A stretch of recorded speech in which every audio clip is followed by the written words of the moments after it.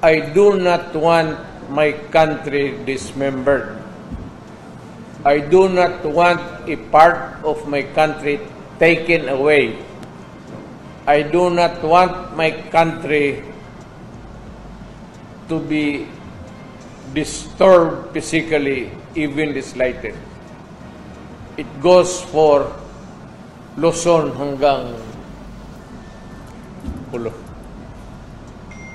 Yung nagising ako sa mundong ito, Republic of the Philippines,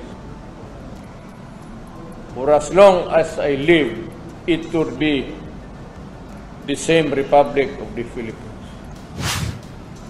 Well, that was really that was a legit dream of the old yung mga taga Mindanao. You know, because Mindanao is a frontier country.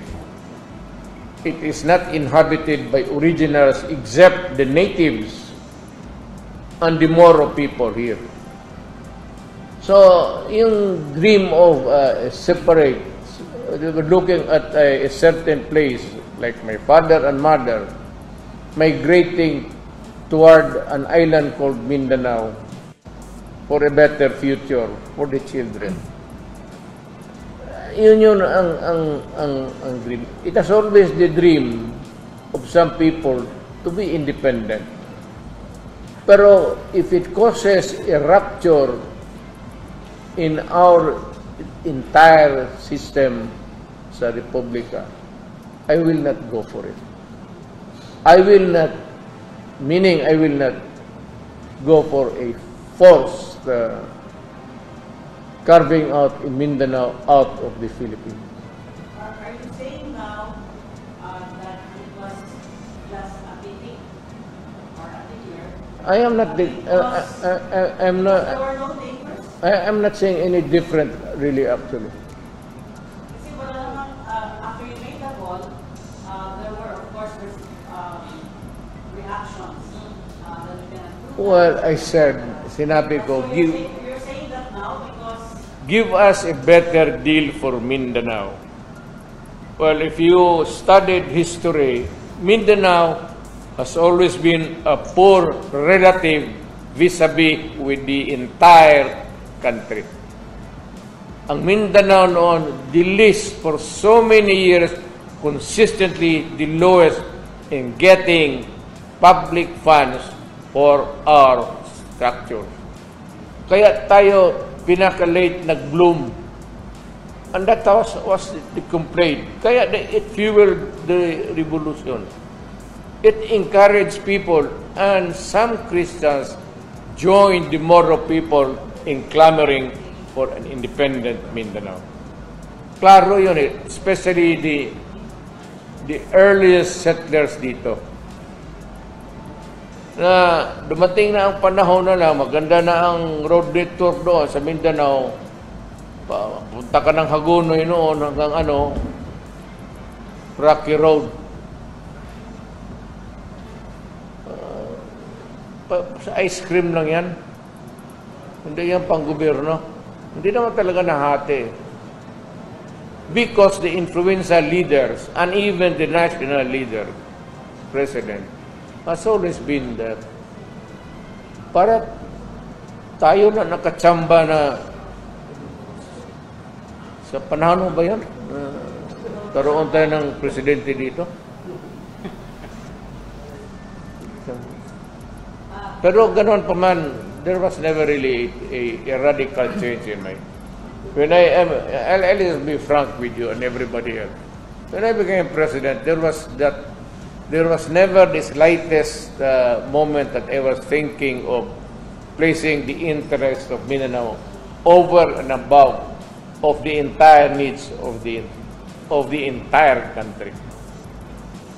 Kung ano lang ang sabihin ng economic planners at ano lang ang sabihin ng mga Department of Highways and everything, at unahin muna natin ito because I am not as bright as anybody else. I might be a lawyer, good in memorizing, Hanggang dyan lang, memorize. Pero to be an enterprising thing about governance, malayo. I cannot claim. Kadili kay may kay di ka pod mo undang tindog naman ko. I think somebody asked if you were not able to answer it earlier. The question was, are you going to Manila for prayer rally after another rally in Manila? Of course not. What for? So, the Cebu rally is the last. Just a pretext just to go home to say alam mo, Cebuano always yearns to see Sordoy. Any slightest excuse to be there. Pero sabihin ko just to be at the moment because it is demanded. Kaya, So there's no schedule for now. no schedule. If you are asking the question in terms of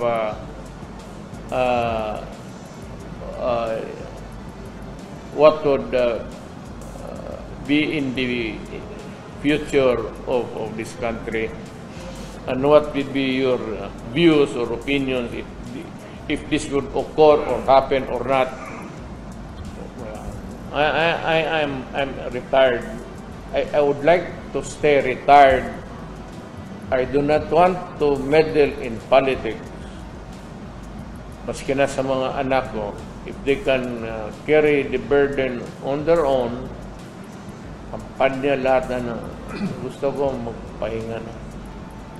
What, Color, maya ko lang sabihin sa iyo, 40 anyos na gud ako.